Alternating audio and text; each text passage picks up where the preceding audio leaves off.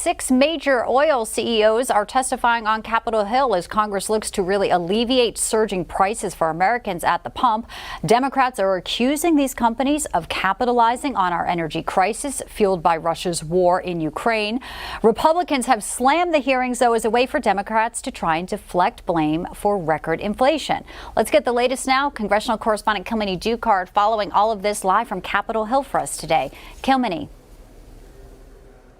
Bianca, John, we've been monitoring what's really been a rapid and fast-paced hearing. A lot of these committee members getting 5 minutes of questions, demanding yes or no answers from these oil executives to some very complex questions. And the title of this, Gouged at the Gas Station, Big Oil in America's Pain at the Pump, tells you everything that you need to know about how Democrats have framed their questions to accuse these oil executives of not doing enough to ramp up production and also profiting off of the energy crisis. Take a look at this exchange between the Democratic chairwoman Diana DeGette and the BP oil chairman and president. Why is there a disconnect between the drop in cost of crude oil and the fact gas prices are staying the same? It is a very complex set of factors that impact the price of gasoline. So for example, the price of oil that's entering a refinery could have been purchased at a higher price, and therefore that price then flows through all the way to the station. It's not necessarily an instantaneous market. Well, executives at these oil companies have been eager to set the record straight when it comes to why the Biden administration's efforts to hamper and regulate production. I also want to be very clear about where Chevron stands. We do not control the market price of crude oil or natural gas, nor of refined products like gasoline and diesel fuel. And we have no tolerance for price gouging. In his remarks last week about the release of supplies from the Strategic Petroleum Reserve, President Biden stressed the critical role that companies like ours have to play in increasing domestic supply of oil and gas. At Chevron, we're committed to doing our part to contribute to this goal. We're pursuing the responsible development of oil and gas while also investing to advance a lower carbon future. Well, Republican Congresswoman Kathy McMorris Rodgers asked each of these CEOs if they were profiting off the energy crisis. They each replied no, and then she deflected the blame on the Biden administration. The number one thing that we can do to lower gasoline prices is increase domestic production of oil. It's really that simple. Unfortunately, the Biden administration has done the opposite and declared war on American energy. Under President Biden's leadership, American oil production has declined by 1.5 million barrels per day. Permits for pipelines and other important energy infrastructure has been delayed or revoked outright. And the administration is pressuring banks to stop lending for fossil fuel projects. As a result, gas prices are the most expensive in U.S. history.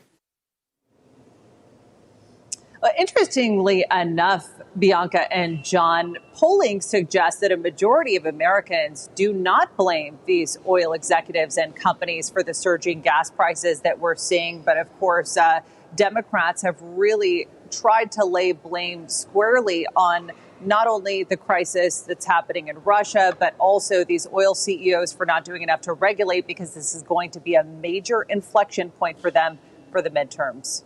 It sure will be. Kilmeny Ducard live on Capitol Hill. Thank you. All right, let's talk more about this and welcoming Congressman Lance Gooden. He represents Texas's 5th District. He serves on the House Finance Committee. Congressman, great to have you with us. Thanks for having me.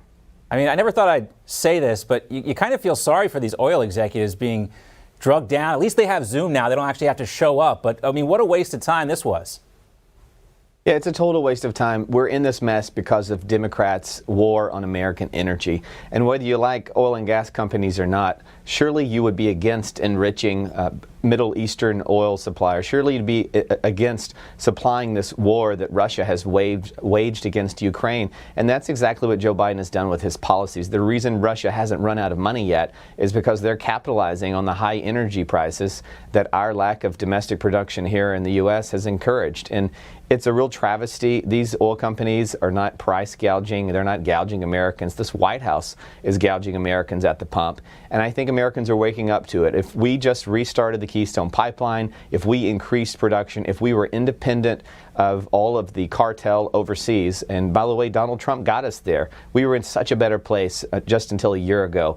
And what we've seen is a decline in production, a decline in supply, and now we're hooked on foreign oil. And it's a disgrace, and it's a real travesty that places like Russia and Iran and other unfriendly nations are profiting off of the poor decisions that this administration's made. And, you know, they obviously were trying to, the other day put some lipstick on this pig by having that event at the White House with the truck drivers and the trucks and everything. But I would imagine in Texas, your constituents are feeling this particularly hard, not just because everyone's paying more for gas at the pump, but the jobs that have been lost or shelved because of this administration's regulatory love for regulatory regulation and their seemingly hate for American-produced energy.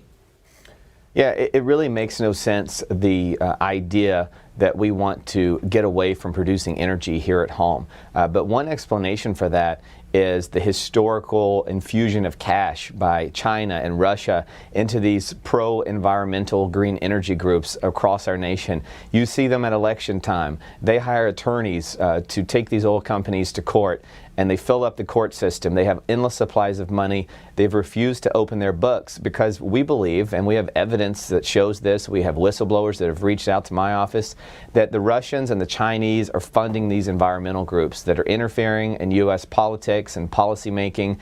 Russia has done that successfully in Europe. Even Hillary Clinton agreed with me and said that Russia is funding these bogus energy groups, these pro-environment groups, and they have helped Europe become addicted to Russian oil. We're seeing that here in America. The Green New Deal supporters run the White House, and that's why we're in this mess. And the American people are not as dumb as Joe Biden believes they are. We don't believe that Russia is the reason we're paying so much at the pump, because we were paying a lot at the pump before this happened. Well, I shouldn't say nobody. Less than 10% of America does, based on several polls we've seen recently. And real quickly, Congressman, I want to ask you about Elon Musk. I saw that you are on the, is it called the Freedom from Big Tech Caucus in Congress? That's right. We're looking to free the American people from monopolies that control our shopping, our day-to-day lives, social media, and the excesses. The way that companies like Amazon and Apple and Google and Twitter run things as they please. They let people that run Russia on Twitter, but they don't let Donald Trump on Twitter. Well, let me ask you this real quick. Do you think the Elon Musk developments are a positive thing for Twitter?